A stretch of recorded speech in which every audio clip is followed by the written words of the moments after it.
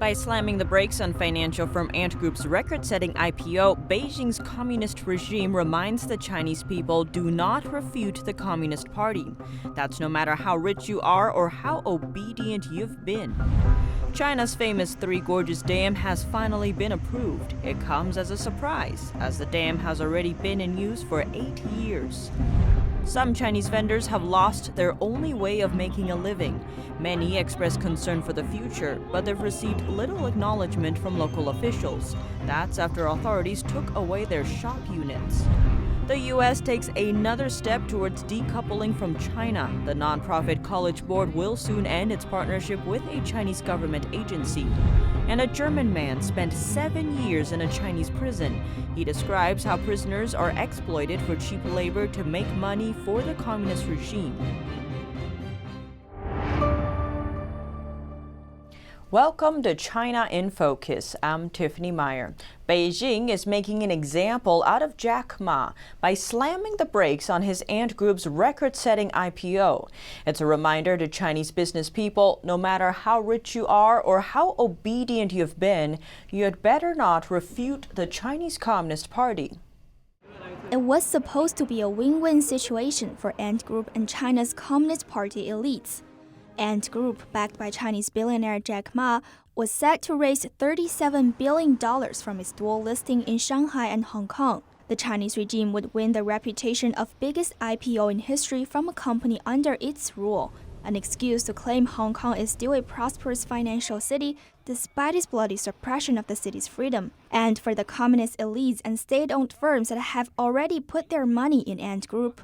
Let the ordinary investors come in, so China's red elite capital or the state capital, they can take advantage of the opportunity to cash in. Of course, this was the plan from the beginning, but no one expected that Jack Ma would suddenly say something crazy. China affairs commentator Qin Peng said Jack Ma overestimated the Communist Party's tolerance of different opinions.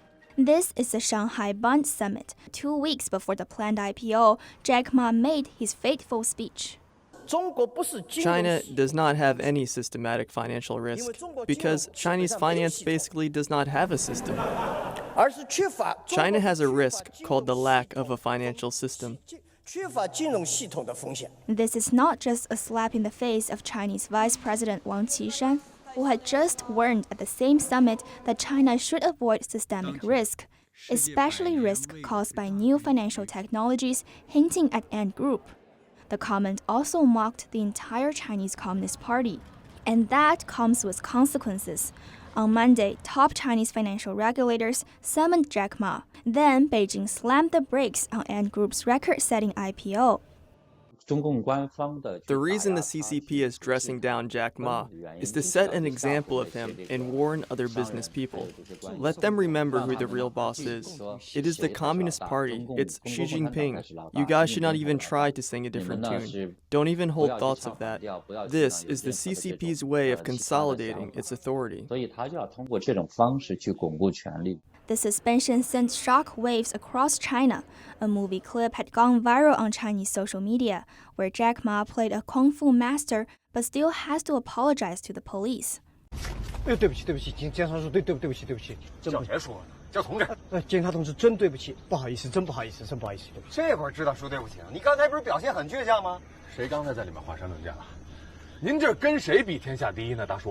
This despite Ant Group and Jack Ma having been pretty obedient to Beijing's orders. Whether it's handing over data, or cooperating with the CCP's politicians, or cooperating with the CCP's overseas expansion, and including the country's digital currency, Ant Group has been very obedient in these regards. As for the company's future, whether the IPO is just delayed or permanently cancelled, Qin said it all depends on the Chinese Communist leader. It doesn't depend very much on whether it's good for the enterprise or good for the country as a whole. It depends very much on Xi Jinping's personal will and the game that he's playing with those powerful communist capitalists behind Ant Group. He said the drama will certainly disappoint investors who have been betting on China. Normally, investors look for predictability and consistency, which is secured by rule of law. Qin said China is everything but that. The problem with the Chinese government is precisely that it intervenes too much, and a lot of the authorities' actions are not in accordance with the law, but to a large extent depends on the officials' arbitrary decisions or some unexpected events. But it remains to be seen how much this will affect Wall Street's judgment on China. Because as long as there's money to be made, Wall Street capital, the investment banks, the law firms, the accounting firms, and so on, they'll still go for the profit, even though it may undermine the existing market mechanism in the US, or even national security. Because we know Ant Group, in fact, will also affect the future of America's national security. The Trump administration has reportedly been weighing sanctions on the Chinese company. Ant Group has helped Beijing develop the so-called social credit system, a massive surveillance system where every behavior of the Chinese is captured digitally. It also invested in tech companies that enforce the Communist Party's massive surveillance and crackdown on ethnic minorities in Xinjiang. Penny Zhou, NTD News. China's famous Three Gorges Dam is back in the spotlight, but this time it's not because of flooding. Instead, it's over a more unexpected announcement. NTD's Juliet Song reports. Chinese authorities announced the Three Gorges Dam passed the quality inspection last Sunday. It's unexpected news as the project's construction first started over 20 years ago, and it's already been in use for the last 8 years. The announcement marks its formal completion. State media reports the dam passed all tests and was approved for acceptance last Sunday. But Chinese authorities have been unusually quiet over the acceptance, a rare response for a project of this size. The regime considers the dam a major political project and has poured almost $40 billion into it. There have been no reports of a ceremony to mark its completion, something high-level politicians would be expected to attend. The only attention the news has gotten came from several state media reports. The quiet response also stands in major contrast to the project's start, when China's then premier attended a ceremony to mark when the ground was first broken for its construction. High-level officials appear to be distancing themselves from the project. Some China watchers say that's because they don't want to take the blame should something go wrong with the dam. Controversy and questions have been on the rise over the dam's quality. Authorities have refuted all criticism, but changed their tones over the years. When the dam first went into operation, state media claimed that it could withhold the worst flooding in 10,000 years. Later, they changed the claim to 1,000 years, then to 100 years, suggesting their confidence in the dam has declined. In 2010, state media quoted officials saying that people can't put their confidence in the dam in terms of flood control. There are also other worrying signs. The structure's main body was completed in 2006, but it wasn't until 2014 that authorities initiated a quality acceptance process. No reports are available from the years following. That's up until last Sunday, when state media reported the project was finally approved. Juliet Song, NTD News. A set of commercial kiosks in a northeastern province were suddenly removed without warning. They were run by people with disabilities and other vulnerable people who are now concerned over how they will make a living. A district government of Qiqihar City in the northeastern province of Heilongjiang suddenly removed dozens of commercial units without warning. The units had been operating there for over 20 years. The vendors were people with disabilities or those who were vulnerable. Many relied on the units to make a living. The authorities had provided no notice or proper paperwork before the units were dismantled, and there are no plans for compensation. The atmosphere grew tense on Tuesday when trucks drove in the market. There, with the order from the administrative team, or Chengguan, 22 units were immediately taken down.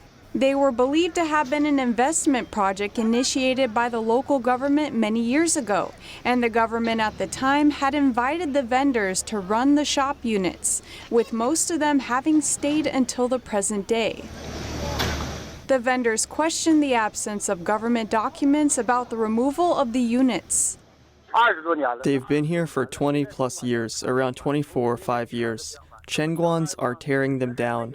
They informed us, no stalls tomorrow. Isn't this forced demolition? They don't have government papers. The actions of the Chengguan shocked and scared the vendors. Miss Meng, a vendor in the market for many years, was still shaking during our phone interview. A bunch of gangs came this morning and demolished our kiosks. There were 50 to 60 Chengguan and many plainclothes police. They're like gangsters. There were 70 to 80 people. She was very upset and did not know how she and many other families like her own could survive without this income source. For many of the vendors, it was their only source of income. Among us, there are laid-off workers and those out of jobs. I need to raise 2 kids and a senior. A widow here supports her kid in college on her own. That's basically the situation. She complained that nobody seems to care. She said they had been to the city hall and district government, but no official responded. The video shot at the scene shows the conflict between the vendors and the Chengguan. People can be heard saying the Chengguan are government-employed thugs. Some said the government itself is a triad. Reporting by Xu Wenhui, NTD News.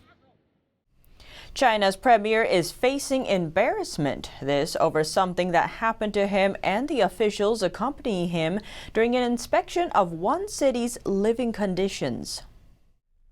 Chinese Premier Li Keqiang visited a city in China's Henan province on Wednesday. A local resident could be heard loudly crying for help that echoed throughout the residential buildings. She shouted repeatedly, "Injustice." The specifics of why she was yelling could not be confirmed.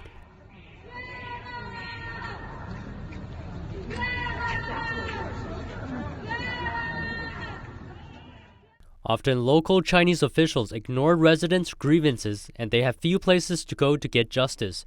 As a result, it's common to see residents shouting out how they feel at high-ranking officials when they visit.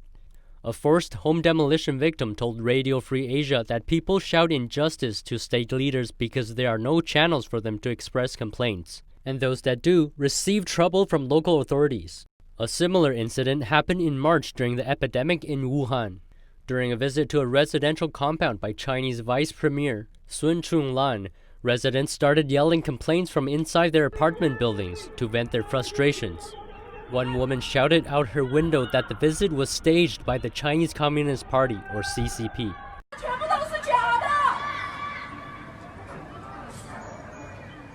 Someone else shouted, "The vegetables we commoners eat are all overpriced."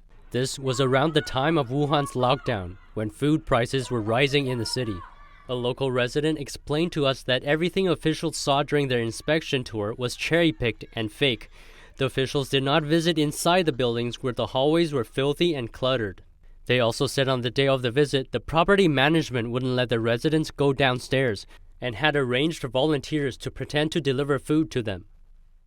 U.S.-based nonprofit College Board says it will end its partnership with a Chinese government agency at the end of the year.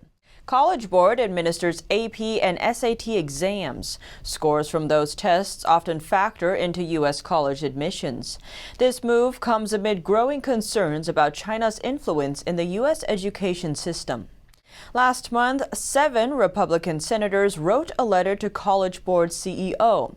They asked him to explain the group's financial relationship with Hanban, an office under Beijing's Ministry of Education. It's responsible for overseeing Confucius Institutes around the world. The institutes serve as educational partnerships between schools in China and abroad, and have been known to promote the ideas and culture of the Chinese Communist Party, or CCP. The senators asked whether the Chinese regime has influenced test development in the United States. The College Board says it's received an annual grant from Hanban since 2006, but will let the agreement expire at the end of this year. The U.S. Chamber of Commerce has decided not to ban Chinese-made drones. Congressman Jim Banks expressed his concern over the issue. In a letter to the chamber, he described the decision as a hasty dismissal of proven national security risks. He's urging the chamber to re-examine its stance. That's because the drone makers, especially Dajian Innovations or DJI, are connected to the Chinese Communist Party. A 2017 memo from the Los Angeles Office of Immigration and Customs Enforcement stated that DJI is providing critical infrastructure and law enforcement data to the Chinese government. In his letter, Banks says the drones pose a present national security threat and require an immediate executive and/or legislative response. A recent report by the chamber argued against imposing country of origin restrictions on China. The group said such moves would damage the economy and wouldn't be beneficial to the United States. Banks told the Epoch Times in a statement that the drone issue should be handled by Congress, adding that the security concerns are bipartisan. A man in Melbourne has become the first person charged under Australia's 2018 foreign interference laws. The 65-year-old Disan Duang belongs to several groups connected to the Chinese regime. He faces charges for preparing to commit foreign interference. That's in violation to the country's Espionage and Foreign Interference Bill passed in 2018. The maximum penalty is 10 years in jail. The charges come after a year-long investigation into Duang's relationship with a foreign intelligence body. It was conducted by the Counter Foreign Interference Task Force and led by Australia's Federal Police and Australia's Security Intelligence Organisation, or ASIO. The ASIO said in its annual report, almost every sector of Australian society is a potential target of foreign interference, and the threat manifests itself in different but equally unacceptable ways. Duang is involved in a number of groups connected to the Chinese regime in Australia. As president of the Oceania Federation, he personally presented a $37,000 check to Australia's Federal Minister Alan Tudge at the Royal Melbourne Hospital back in June. The investigation is ongoing. Duang is currently out on bail. He's due in court again next March. In his first interview with an English-language media outlet, a German citizen talks about his 7.5 years in a Chinese prison, where he experienced forced labor and torture. In the second part of our three-part series, Robert Rotha describes how prisoners in China are exploited by cheap labor to make money for the CCP. NTD's Germany correspondent Christian Watchen reports. Robert Roeder spent 7 years and 7 months in a Chinese prison from 2011 to 2018. Like all inmates at Dongguan Prison in the southern Chinese province of Guangdong, Roeder was made to do forced labor. You are a forced laborer.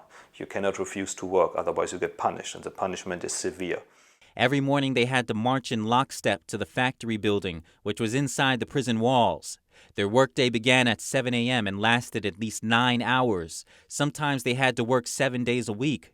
His work was to produce choke coils. For that, he had to wrap 6 feet of copper wire around an iron ring. He often witnessed prisoners' eyes being injured from not wearing safety goggles. He said he felt himself slowly turning into a human machine whose only job was to function and deliver. He was not Robert Roeder anymore, but prisoner number 441-802-7614. The target is to create robots out of you who just, they say, go left, you go left, work, work, go right, go right. So no more self-thinking, just become a machine for them to create money. Work was organized into a point system to squeeze the most out of each prisoner. They will give you working targets each day and for each month that you must reach. For example, you can make 1,000 points. Next month you must make 1,200 and 1,300. So they will increase it until you reach your full capacity. And then you must stay on that level. If he got enough points at the end of the month, Roeder earned 20 yuan, or about $3 per month, which he could use to buy things. If he didn't make his working target, he was punished. No monthly phone call home, less money to buy things, and social pressure from fellow inmates. In the summer of 2018, international politics suddenly had a tangible impact on his life and that of his fellow forced laborers. It was when the U.S. government started to impose additional tariffs of 25% on certain Chinese goods in response to the CCP's forced transfer of American technology and intellectual property. It was a great day for us prisoners because suddenly the work stopped. They had no more, nothing to produce anymore. So the police became very nervous and they were open and frankly to us and said because of Donald Trump's import tariffs of 25%, we don't have any work right now. So we still had to go to factory to sit there, but we hadn't to do anything, you know. It was holiday for us. Some factories on his block had to shut down, and others never fully recovered from the tariffs, at least not at the time he was released. He said guards feared losing control, since without work they could not pay prisoners any more money for cigarettes or extra food. Reuters said the factories at every level of production were run by prisoners, from logistics to quality control. The managers were prisoners too, some of whom were factory owners before. The police were there to supervise production and to make sure no one stepped out of line. The factories were run like normal businesses, he said, except that everything was done for a much cheaper price, since the prisoners had basically no rights and worked almost for free. You know, it's a factory. Companies come there, the police is recruiting factory owners and say, okay, here you can rent the factory, you can rent the workforce, for this you pay and you can produce anything. They produce like toys, remote controlled cars, small model cars. Then clothes were manufactured, shoes, bags, shirts, all kind of thing. Many other electrical things like headphones. Forced labor is widespread in China.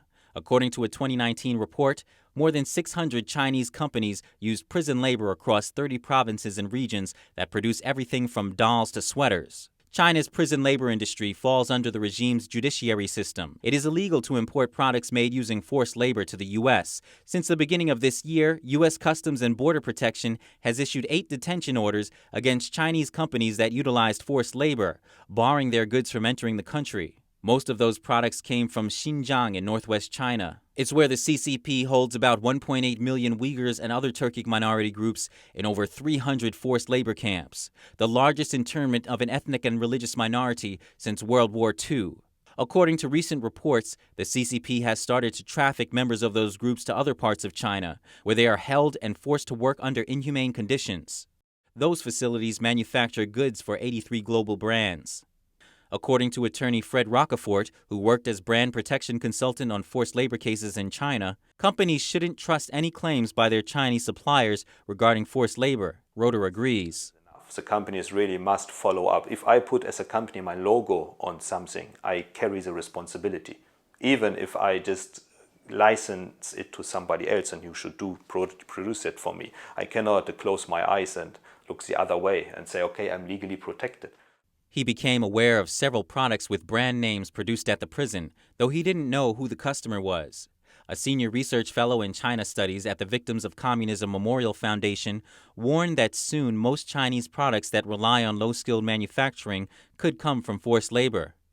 In recent years, handwritten messages from alleged forced laborers in China pleading for help were discovered in products in the West. In December of last year, a 6-year-old girl in the UK found a note in a Christmas card saying it had been packed by foreign prisoners who were victims of forced labor at a Shanghai prison. For Roeder, consumers have a responsibility to help end the practice of forced labor. Don't buy their products. Resist.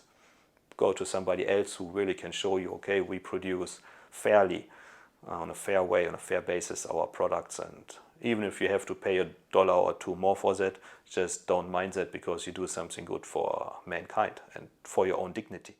Reuters said boycotting companies complicit in forced labor is the only way to make them change their ways. Reporting by Christian Watchin, NTD News, Berlin. And that's all for today's China in Focus. Thanks for watching and see you tomorrow.